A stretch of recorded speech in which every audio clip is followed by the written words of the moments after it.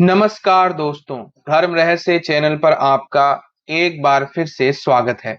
आज एक बार फिर से दर्शकों के प्रश्नों को लेंगे और उनके उत्तरों के माध्यम से लाभान्वित होंगे। तो आज के जो पत्र है एक ईमेल के माध्यम से पूछा गया है, वहीं एक पुस्तक के विषय में भी एक माताजी ने हमें बताया है और कहा है कि यह महत्वपूर्ण है, इसलिए इस पुस्तक के विषय में भी आप बताइए। तो आज की पहली ईमेल से शुरू करते हैं, जहां पर उन्होंने कुछ प्रश्न पूछे हैं, उनको समझ लेते हैं। जय मां आदिशक्ति, मेरे कुछ प्रश्न हैं, कृपया इनका जवाब दीजिए। आत्मा कोई और किसी भी योनि में हो, चाहे वो उच्च हो या निचले स्तर की हो, उसको पुण्य और पाप का फल मिलता ही है। अगर कोई आत्मा सांप की योनि में है तो उसी योनि में उसने किसी को काटा तो उसे पाप नहीं लगेगा।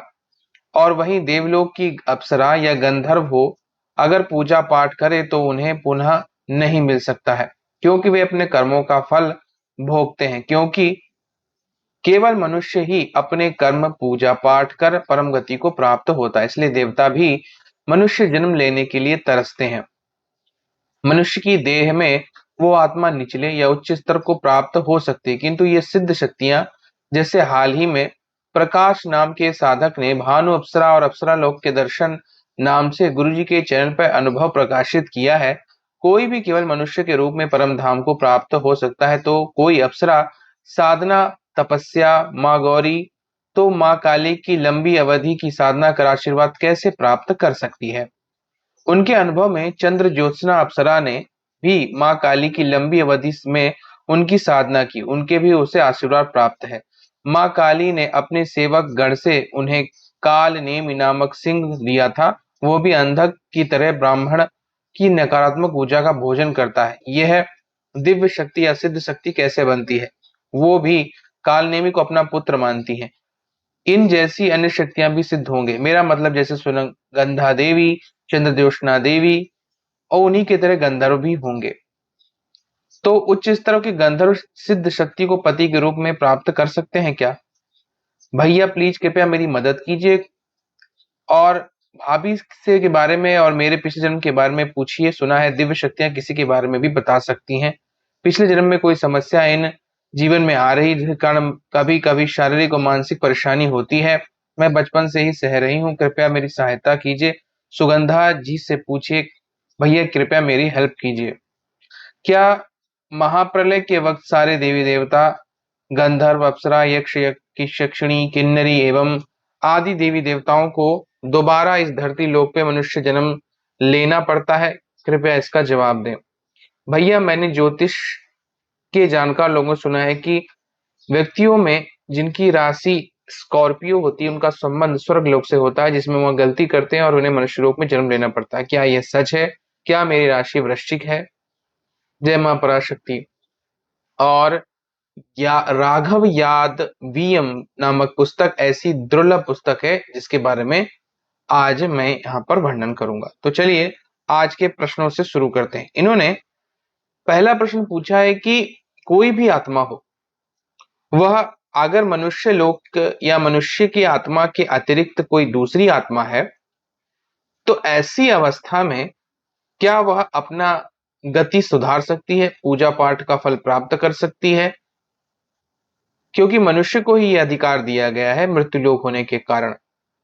तो दूसरी शक्तियां कैसे ये कर सकती हैं?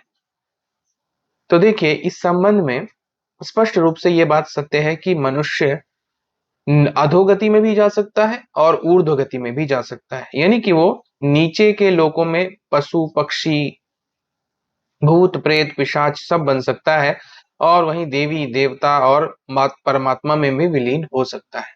लेकिन देवी देवताओं का क्या? तो देखिए, अगर कोई देवी देवता किसी भी प्रकार से किसी मनुष्य से जुड़ा हुआ है या किसी भी ऐसी शक्ति से या माध्यम से जिससे वह अपना शरीर धारण कर सकता है, तो फिर वह अपनी शक्ति को बढ़ा सकता है और वह उच्च स्थितियों को भी प्राप्त कर सकता है। ऐसा हम अप्सराओं, योगिनियों यक्षिणियों, किन्नरियों इत्यादि में देखते हैं। ऐसा कैसे होता है? जब कोई साधक किसी यक्षिणी, योगिनी, किन्नरी, भैरवी इत्यादि को सिद्ध करता है, तो फिर उस शक्ति को पूरा यह मौका मिलता है कि वह मानव शरीर उसके मंत्र ऊर्जा के कारण धारण कर सके और फिर उसके शरीर का भी वो पूरा लाभ उठा सकती है जिस शरीर वाले इंसान ने उसकी पूजा की थी। इसी कारण से उसकी तपस्या और उसका आधा हिस्सा होने के कारण, उसका स्वरूप होने के कारण उसके अंदर इतनी ऊर्जा बनने लगती है कि वह अपनी स्थिति को उच्च बना सकती है, क्योंकि अभी तक तो उसके पास शरीर नहीं था, जिसकी वजह से वो बंधन में थी, अपनी स्थिति को उठा नहीं सकती थी।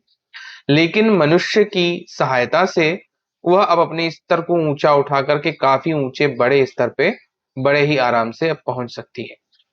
ऐसा ही कुछ यहाँ पर भी हुआ होगा, क्योंकि वो शक्ति जो साधना कर रही है उसका संबंध इनके प्रेमी या मनुष्य से हो रखा है और इसी कारण से उसको ऊर्जा प्राप्त हो रही है अपने साथी के माध्यम से। कोई भी शक्ति इसी प्रकार अपना स्वरूप बदल सकती है और साधना के द्वारा अपनी स्थिति को उच्च बना सकती है। एक साधारण सी आत्मा अपने को योगिनी बनाने के बाद फिर भैरवी के स्तर पर पहुंचा सकती है। इसी तरह कोई भी शक्ति साधारण सी अप्सरा देवी का स्वरूप भी धारण कर सकती है अपने साधक की मदद से। इसी तरह कोई भी पुरुष शक्ति है जिसको कोई स्त्री करना चाहती, क्योंकि अधिकतर स्त्रियों के प्रश्न मुझे ये आते हैं और वो यही पूछा करते हैं कि जिस प्रकार पुरुषों के लिए स्त्रियों की साधनाएं भरी पड़ी हैं, स्त्रियों के लिए पुरुषों की साधनाएं उतनी नहीं है। एक तो इसका मूल कारण यह है कि पुराने समय में समाज में परिवार चलाने का जो पूरा अधिकार था और इस प्रगति में उत्पन्न करने का जो कार्य है वो स्त्रियों को सौंपा गया है। तो वह माँ के रूप में जन्म देती हैं और परिवार को संभालती हैं, परिवार को जोड़े रखती हैं। इसीलिए एक घर से दूसरे घर भेजने की प्रथा, यानी अपने घर को जिस प्रकार वह संवार रही थी, दूसरे के घर में जाके दूसरे के वंश को संभाले और उसको संवर्धित करे। इसीलिए उनके लिए मोक्ष के लिए मार्ग बढ़ाने और तपस्या साधना करने का व्यवस्था ज्यादा नहीं की गई। अधिकतर संन्यास धारण करने के बाद ही या 75 वर्ष से ऊपर की उम्र होने के बाद ही स्त्रियों को मोक्ष की प्राप्ति के लिए घर छोड़ने की आज्ञा प्रदान की है। जो सब आप जानते हैं कि ब्रह्मचर्य आश्रम, गृहस्थ आश्रम, वानप्रस्थ आश्रम और चौथा आश्रम संन्यास आश्रम होता था। इसलिए उनके लिए कम साधनाएं बनाएगी। लेकिन इसका अर्थ ये नहीं, जो भी स्त्री शक्ति है उसी का जो पुरुष शक्ति है उसकी साधना स्त्री कर सकती है।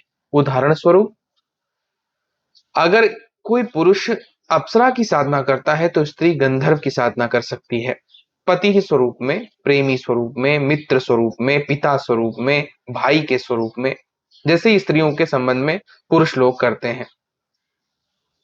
इसी तरह कोई यक्षिणी है तो यक्ष की साधना की जा सकती है, कोई किन्नरी है तो किन्नर की साधना की जा सकती है, कोई भैरवी है तो भैरव की साधना की जा सकती है और उसी तरह उसको धारण किया जा सकता है जिस तरह स्त्री शक्तियों को धारण किया जाता है, यानी पत्नी, प्रेमिका, बहन, माता। इसी तरह पति, प्रेमी, भाई, पिता, इस तरह से शक्तियां साधना की जा सकती है और सभी शक्तियों की साधना स्त्रियां कर सकती हैं उसी स्वरूप में ही। अब अगला प्रश्न है कि महाप्रलय के समय में जितने भी देवी देवता होते हैं, क्या उनको दोबारा जन्म लेना पड़ता है जब फिर से यह सब कुछ स्टार्ट होता है? तो देखिए, सीधी सी बात है, महाप्रलय जब होती है तो सभी देवी देवता सहित काल के वश में होकर समाप्त हो जाते हैं और माता महाकाली में जाके विलीन हो जाते हैं, क्योंकि काल की नियंता वही है और इस प्रकार सब कुछ नष्ट हो जाता है। और जब फिर से प्रारंभ होता है तो फिर से ब्रह्मा जी के द्वारा सृष्टि की जाती है और वह सबको उत्पन्न करते हैं। यानी प्रकृति धीरे धीरे सबको उत्पन्न करती चली जाती है। तो पिछले वालों का क्या हुआ? देखिए, महाप्रलय तक तो सारी प्रक्रिया चलती है, महाप्रलय के बाद सब सामान्य हो जाता है, शून्य हो जाता है। तो यह निर्धारण कैसे होता होगा कि देवी या देवता, उसका अस्तित्व कहां गया? असल में जिस प्रकार से समुद्र में से ही पानी लेकर बादल उत्पन्न होते हैं और कहीं भी बरस जाते हैं और अंततोगत्वा फिर उस समुद्र में मिल जाते हैं, लेकिन जो बूंद समुद्र में गिरी वह बूंद फिर से अलग नहीं की जा सकती है, क्योंकि सब कुछ वह समुद्र ही हो जाता है। इसी प्रकार सभी देवी देवता समाप्त होकर परमात्मा में जब विलीन हो जाते हैं, तो फिर परमात्मा अपने में से किसको अलग करता है? क्योंकि वह सभी स्वयं, सारी बूंदें मिलकर जिस तरह सागर है, इसी तरह सारे देवी देवता और शक्तियां मिलकर के परमात्मा है। वह खुद को और उनको भिन्न नहीं कर सकता है, इसलिए वह अस्तित्व हमेशा के लिए समाप्त हो जाता है। अब नया अस्तित्व किस प्रकार, कैसे वह जन्म देगा, यह उसकी खुद की माया है और माता पराशक्ति इस कार्य का पूरा कारोबार संभालती हैं, और वह कैसे करती हैं यह उनके ऊपर निर्भर करता है। और किस प्रकार वह नई सृष्टि करेंगी, नई रचना करेंगी, कैसे देवी बनेंगे, देवता बनेंगे, मनुष्य बनेंगे और विभिन्न प्रकार की योनियां बनेंगी। इसी प्रकार आपने पूछा कि क्या वृश्चिक राशि वालों का संबंध स्वर्गलोक से होता है? देखिए, कोई भी राशि हो, सभी का संबंध स्वर्गलोक से है, क्योंकि हम मनुष्य यहां पर आए ही इसलिए हैं कि हम अपनी गति को उच्च कर सकें, अपने आप को ऊपर लेकर जा सकें। और कोई गलती करते हैं तभी मनुष्य रूप में जन्म लेते हैं, या फिर बहुत बड़ी गलती करके पहले 84 लाख योनियों में घूमने के बाद मनुष्य का जन्म लेने के लिए इस धरा पर जन्म लेते हैं और फिर मुक्ति प्राप्त करने का मार्ग ढूंढते हैं। इसलिए ये बातें तो प्रश्न नहीं है सही कि हम किस राशि के हैं या कैसे गोत्र के हैं, कहाँ जन्मे हैं, यह कोई महत्वपूर्ण प्रश्न नहीं। प्रश्न ये है कि आप अब आगे क्या करना चाहते हैं? क्या आप मुक्ति प्राप्त करना चाहते हैं? क्या आपने गुरु मंत्र धारण किया है? क्या गुरु मंत्र का आप जाप कर रहे हैं? क्या देवी देवताओं को प्रसन्न करने के लिए कुछ प्रयास कर रहे हैं, या अपनी मुक्ति के लिए या मोक्ष के लिए कोई प्रयास करना चाह रहे हैं या कर रहे हैं? अगर नहीं कर रहे हैं तो आप फिर से जानवर की श्रेणी में जाने वाले हैं या नीचे श्रेणी में, क्योंकि पशु, यही पशु प्रवृत्ति है कि आप ही चरे। यानी ये पशु की प्रवृत्ति होती है कि वो अपने लिए खाता है, बस अपने लिए जीवन जीता है, और वो जो जीवन जीता है वो हड्डी और मांस के बने एक आकार होता है, उसके अंदर रहकर करता है। यानी केवल हड्डी और मांस की ही सेवा पूरी जिंदगी वह करता है, और जब उसी हड्डी मांस की सेवा के लिए वो पाप कर्म से लेकर सब कुछ प्रयास करता है, तो वह केवल भोग भोगता है और भोगी जीवन जीता है, और भोग करना केवल जानवरों का काम है। यह देवी देवताओं का या मोक्ष प्राप्त होने वाली आत्माओं का नहीं। वह तो मुक्त होना चाहती, हर प्रकार के बंधन से और अपनी इंद्रियों के समस्त सुखों से केवल ज्ञान की ओर बढ़ना चाहती। इसीलिए आपका प्रयास होना चाहिए कि अपने कर्म करते हुए आप मोक्ष की ओर आगे बढ़ें, गुरु से गुरु मंत्र प्राप्त करके उसका आजीवन जाप करें, और इस रहस्य को समझने के लिए और विश्वास जगाने के लिए ही तांत्रिक साधनाएं की जाती हैं, ताकि हमको हमेशा यह समझ में आए कि यह जो संसार हम जी रहे हैं, जिसमें यह वास्तविक सत्य नहीं है, सत्य इससे कहीं बड़ा है। क्योंकि हम जो देखते हैं उसी को ही सत्य मानते हैं और वैसे ही बनते चले जाते हैं। किसी ने किसी के साथ गलत करके कुछ कमा लिया तो हम सोचते हैं कि हम भी गलत करके कमा सकते हैं। किसी ने अच्छाई से पुण्य दूसरे को प्रदान किया और अपना अस्तित्व केवल दूसरों के जीवन के लिए अर्पित कर दिया, ऐसे लोगों को देखते हैं तो हमारे मन में भी एक धारणा आती है कि हमें भी ऐसा जीवन जीना चाहिए। लेकिन सब पर से परे बंधन चाहे कैसा भी हो, चाहे वो सोने की कड़ी हो और चाहे लोहे की कड़ी हो, बंधन बंधन ही होता है। इसलिए मोक्ष की प्राप्ति का प्रयास प्रत्येक मनुष्य को करना चाहिए।